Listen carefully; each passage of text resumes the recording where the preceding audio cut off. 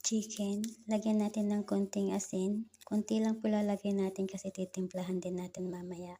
Paminta, tapos marinate natin ng 1 oras.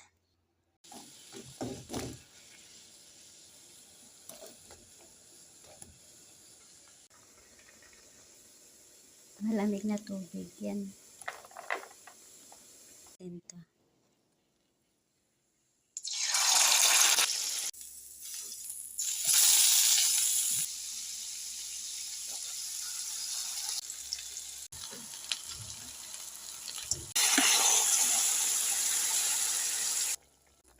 Maglagay po tayo ng all-purpose cream. Timplahan natin ng black pepper tsaka asin.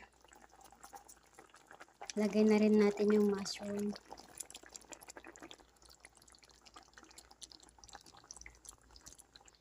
Lalagyan ko po ng bawang.